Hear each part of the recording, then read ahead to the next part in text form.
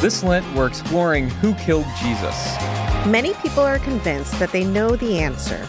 But we've gathered 16 suspects as we retrace the events of Holy Week in this special 6-week podcast. With your help, we'll discover who really killed Jesus.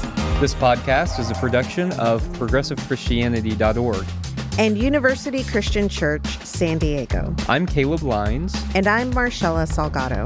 This is Who Killed Jesus, a true crime podcast, episode 4, Maundy, Thursday. Welcome back to Who Killed Jesus, where we are exploring the events of Holy Week day by day to try and discern who really killed Jesus and why. So far, we've talked about Palm Sunday, where we see Jesus and his disciples stage this anti-imperial protest against the authority of Rome. Then on Monday, we see Jesus go into the temple and overturn the money changers' tables in an affront to the religious establishment. Then on Teaching Tuesday, we see Jesus out in the courtyard, confronting once again the religious establishment and the purity system. And on Women's Wednesday, we see Jesus being anointed as king by a woman, and Judas making plans to betray Jesus. That brings us to today, Maundy, Thursday, a more familiar day of the week. So, Marshela, who do we have so far as suspects? We have quite a few suspects. And again, if you want a refresher on all this, you can go back to the first few episodes of the podcast to hear a little bit more about them. But first up on our list, we have the Roman Empire. Along with the Roman Empire, we have Emperor Tiberius and Pontius Pilate. We have one of my favorites, Caiaphas, even though I don't think he's necessarily high up on my suspect list. Okay. I do like him. I like learning about him. And so Caiaphas, the Jewish high priest. And then we have the Pharisees and the Sadducees, along with U.S. politics. Oh, yes. U.S. politics. U.S. politics, yes. And Judas is, I think, very clearly a suspect. Yes. And we'll learn more about that today, too. Today, right. Yeah, but last week we talked about him as well. Now, Courtney Love is also on our murder board. Yes, and she is. hasn't emerged yet. She hasn't emerged, but I think she's floating there in the background. Okay. We can personally point fingers to her for. She's pulling the strings? Yes. I think so. I'm trying to keep her front and center. That's right. Okay. Conspiracy theory. Okay. So do you have any favorite suspects so far? That's quite a few that it seems that we found some motive for. Yes. It's really hard to pick a favorite right now, but I think the Roman Empire, along with that, the Pharisees and Sadducees. Last week, we learned a lot more about Teaching Tuesday and how they were trying to corner Jesus.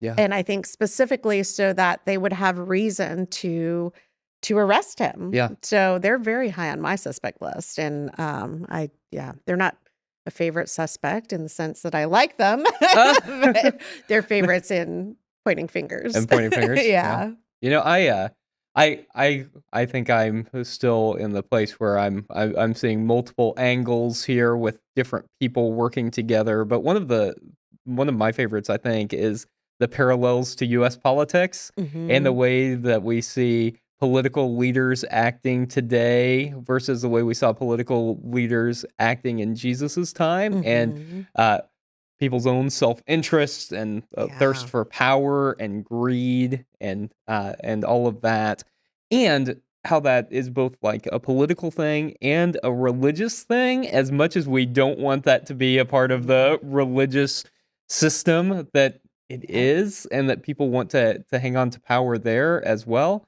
And even that, gasp, maybe like politicians and religious leaders might cooperate together. We don't see that happening today at all. Never. And certainly not past the 1970s with the rise of the religious right. Nothing like that has happened not at in the all. United States. That is very scary, though, that there are parallels 2,000 something years later. Yeah. I mean, yes, very clearly that we can see religious leaders and political leaders cooperating together in real and concrete ways. Yeah. So I I'm agree. curious, who do you think is going to emerge today as a favorite suspect? Well, Maundy Thursday, which Hmm. is far more familiar than like what happened Monday through Wednesday. Right? That's the day we agreed that sometimes we step back into the church if we were observing Yes, Holy Week. We'd come back exactly. in on Maundy, Thursday. Yeah. Yep. And very clearly, I think Judas, because Hmm. it's the night that Judas, sat at the table with Jesus, knowing that he had betrayed him, and that he basically points, to Jesus in that moment, and that's how they know who to arrest. Yeah. So I think Judas will clearly emerge as a top suspect. Yeah. How about the disciples? Do you think that they will stand with Jesus, or do you think that we'll get some clear? I mean, we know obviously how they end up reacting. We know the Right. story, Right. but do you think the disciples will be cleared through the events of Maundy, Thursday? I don't know. That's a good question. Again, last week I mentioned that if it were me standing next to Jesus, Hmm. I would love to think that I'd be like, I will follow you and I will stand with I'll you be at the and I cross. will be I'll be yes. next to you, Jesus. Exactly. But I might be a little bit more in line with Peter and just be like, me? No, I wasn't hanging out with them Yeah. because this means like if I was Yeah. hanging out with them, that means that I very likely will be arrested and crucified Uh, also. So yeah, I don't know. We'll yeah. see about the You're disciples. right. It's easy to say that, isn't it? That just like Peter does, that I will be there with you. Yep. Yeah, not me. I will be there Yeah. until the time comes. And Yep. no, I don't know anything about Jesus. Jesus, Exactly. I've never met Jesus. Yeah, Exactly. And yeah, that's actually something you hear a lot in true crime, right? yeah. That you don't know how you'll react until you're there. Like Yeah. whether you're, the family member of a victim Uh who huh. says like, "Oh, I'll easily forgive. I'll easily, like if it were me, I would forgive." You don't Yeah, know until you're there. Or if you're somebody who's the victim of a crime yeah. or somebody who happened to be present in the moment, Mm, how would you react? You really don't know until you're there. But I yes. can tell you, I love to think I'm radical Yeah.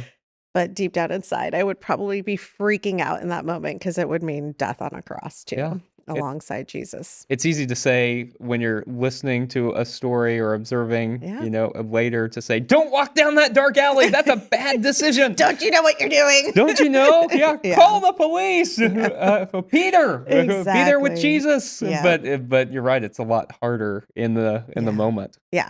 And I like how Mark does point that out. Mm, And I mean, that's one of our human um what's the word? It's one of our weaknesses mm, as humans. So yeah. yeah. Okay. Well, that's a good setup, I think, for what we're going to see in Maundy, Thursday. Let's take a quick break, and let's come back, and we'll get into the events of Maundy, Thursday.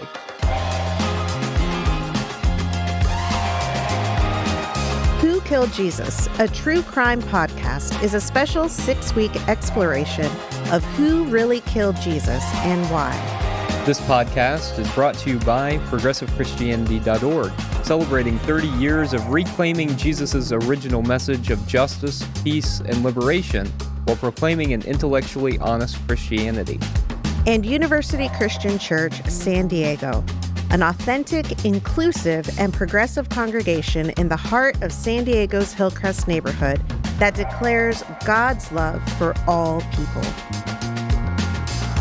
Welcome back to Who Killed Jesus, where we are walking through the events of Holy Week, and we have made it all the way to Maundy, Thursday. So maybe, Marshela, an important place to start is why on earth we call it Maundy. Yes, I had no idea. And I'm Yeah. pretty sure I never learned it in Sunday school. I never learned it in youth group. Yeah. I don't know if somebody preached it at some point, but Yeah. I was surprised to finally learn what Maundy means. Please remind us, because now I can't remember it. Okay, so growing up, I thought people were saying Monday, Thursday. Oh, that's cute. Like it's Monday, Thursday. And I thought, well, why did something happen on Monday and Thursday? Right. Why is it Monday, Thursday? Or was there something really weird about Holy Uh-huh. Week, and like that was a week where space-time kind of Right. converged and Monday and Thursday happened on the same day. What is Monday, Thursday? Right. Well, no, that was It's not right. it's Maundy. And I guess that's not a word we use No. real often, and that's because it's from the Latin word for mandate.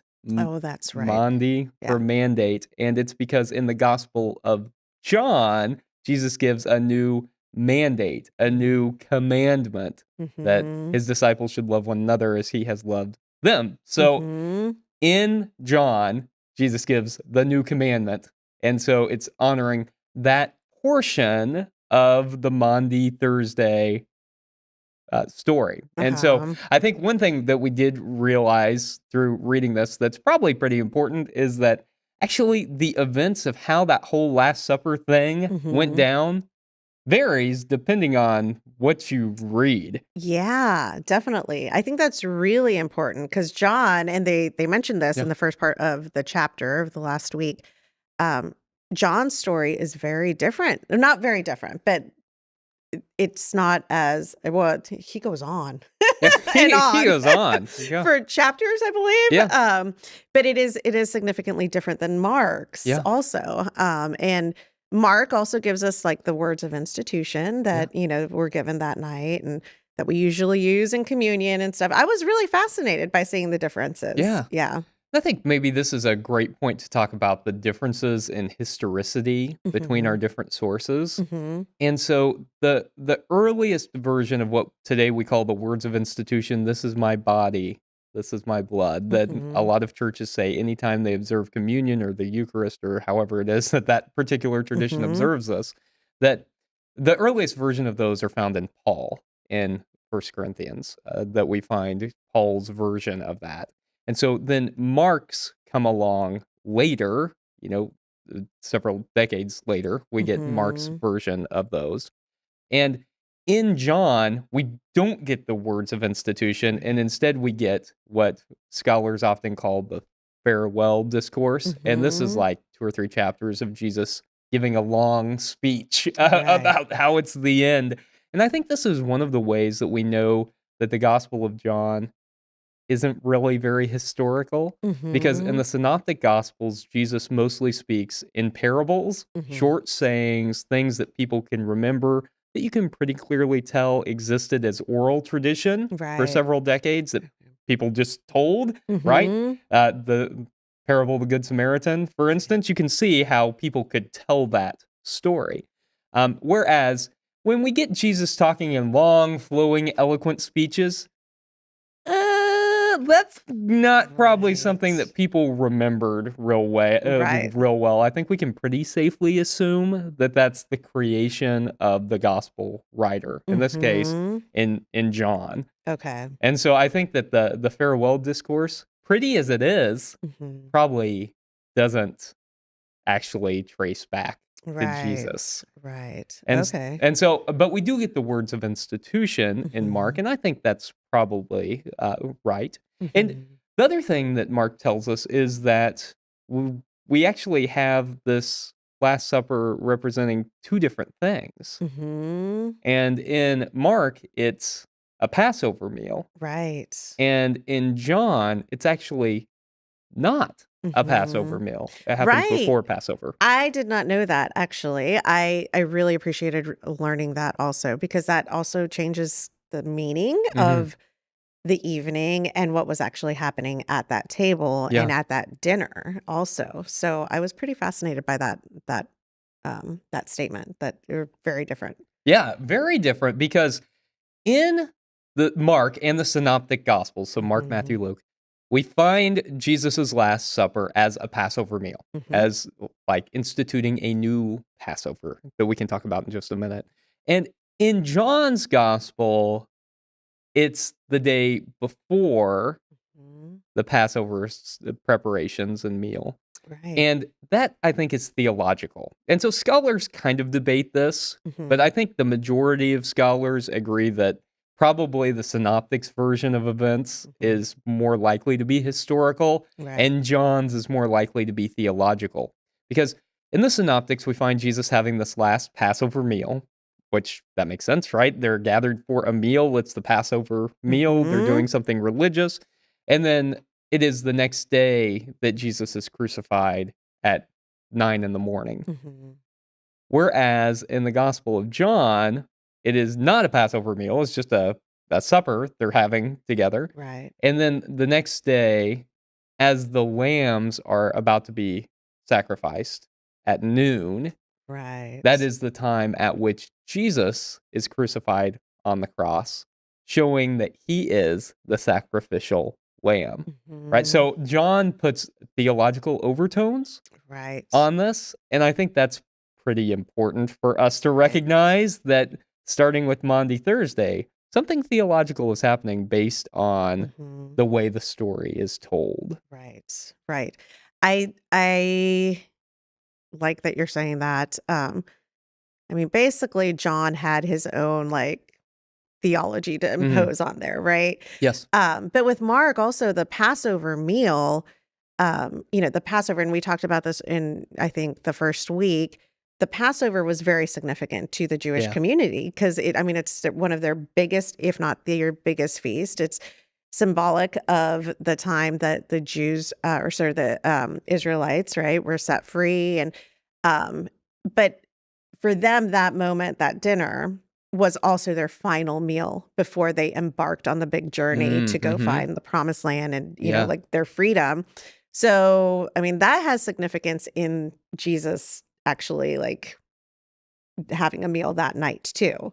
I mean, aside from the fact Mm. that Jesus also like the significance of meals in Jesus's ministry also. Yeah. But I think that takes on a whole new meaning than just what we usually see with like John, where it's like, the sacrificial lamb and Yeah. Jesus taking the place.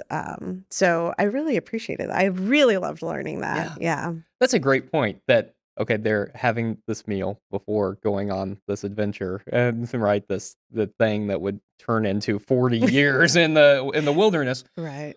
That this is the meal that serves as that invitation to his disciples, that they are invited to then go on this next stage of the journey as the ancient Israelites did. Hmm.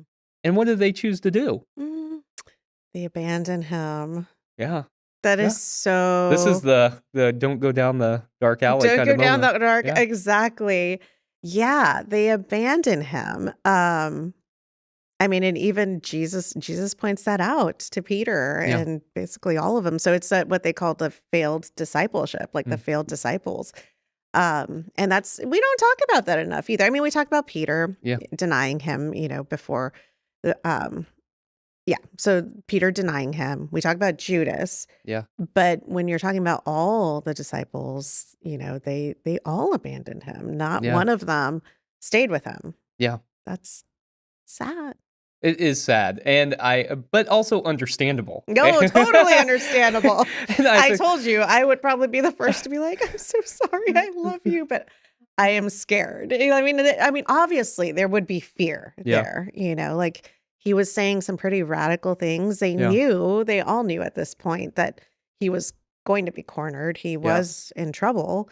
Um, yeah, so fear is natural. Fear is natural. I think one of the things that I appreciate about the Gospel of Mark is that we do find ultimately, though, that people are drawn back into right relationship, and that's Mhm. that's the goal, is that people then, should they come back, find a God who always forgives and always, Right. wants to welcome people back into the fold.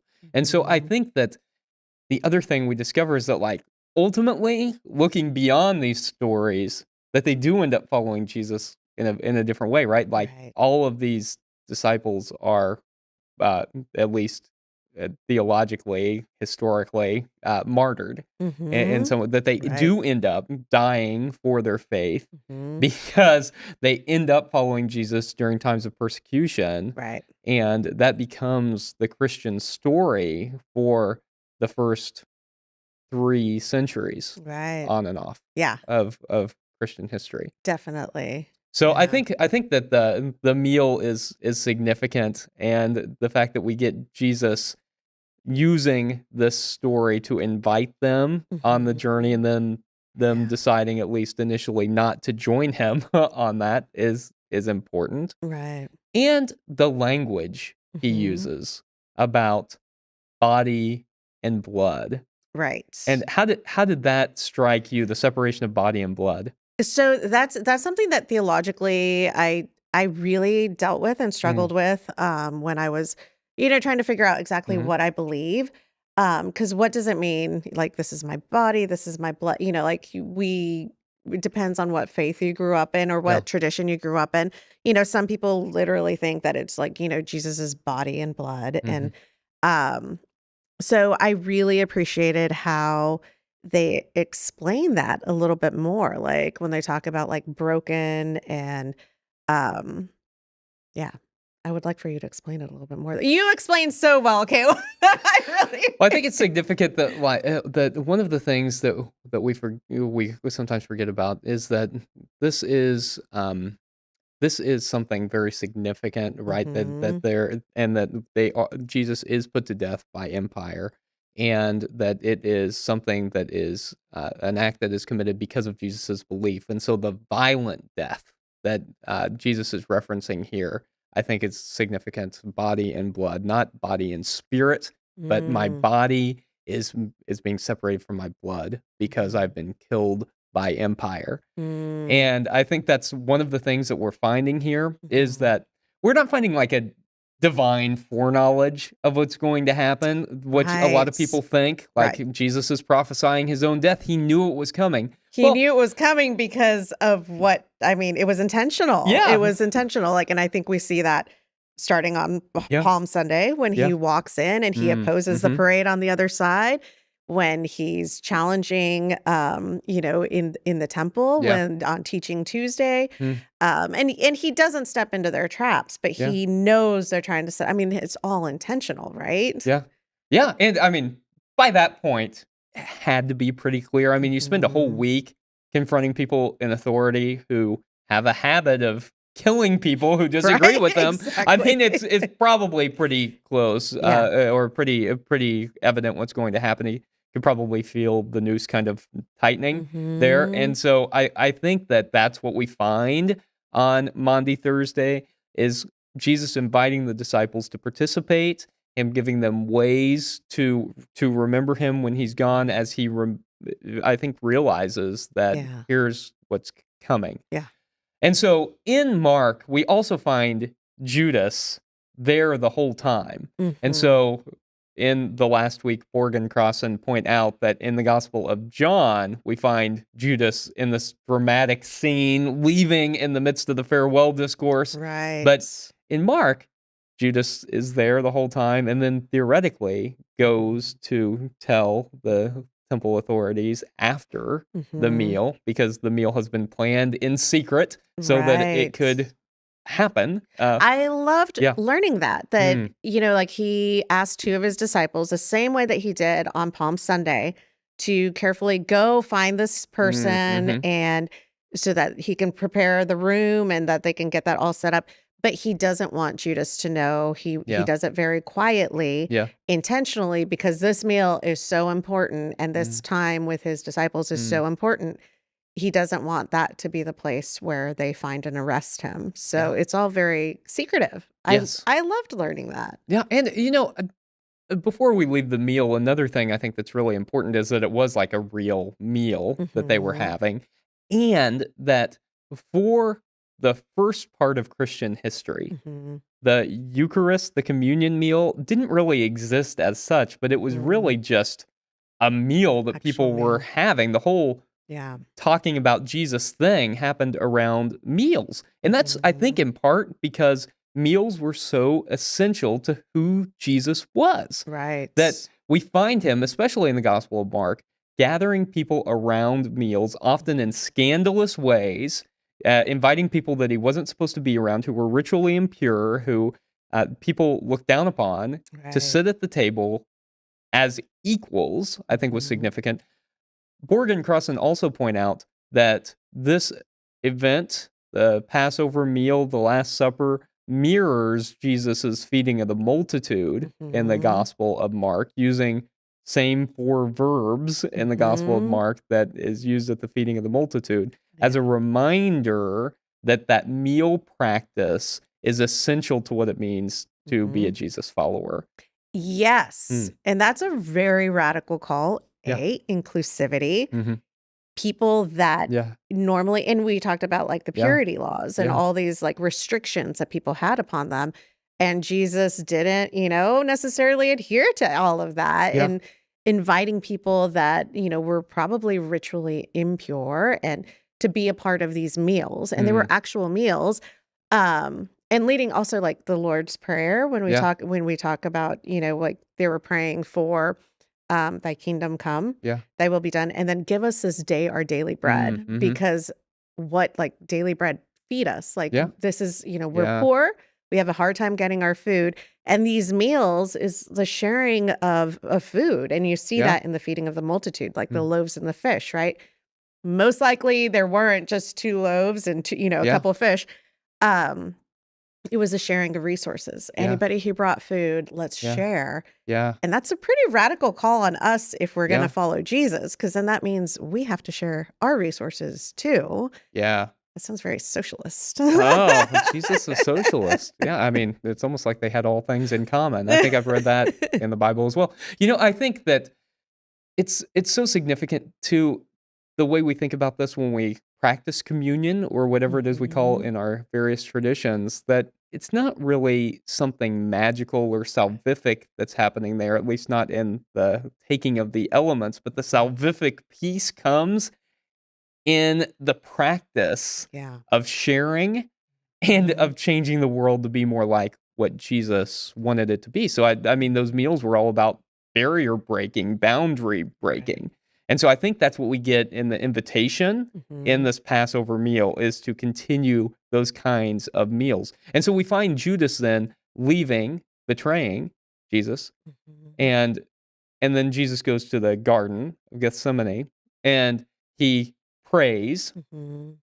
and again, we find a prayer like, "Take this yoke away from me, let your Right. will be done, not mine," whatever translation of that we're reading. And so Mhm. some people want that to be, okay, he's prophesying his own thing. But Borg and Crossan point out that this is like a fatalistic resignation to Right. like, Yes. Or like God, like when yeah, he says, "Your will be done," like, yeah, it's like, "God, like, you're condemning me," and yeah. that's not really what it is. Yeah, right. Yeah. No, it's just a realization that the noose is tighter now than it Mhm. was before dinner, and I can see where this is going, and Mhm. I don't wanna do this. And I mean, I think a lot of us have had moments like that, Mhm. probably not to the point of death, Right. hopefully, but, Right. but certainly moments where we're like, "Ah, this sucks." Mhm. I wish it wasn't like this. I don't want it to be like this. Mhm.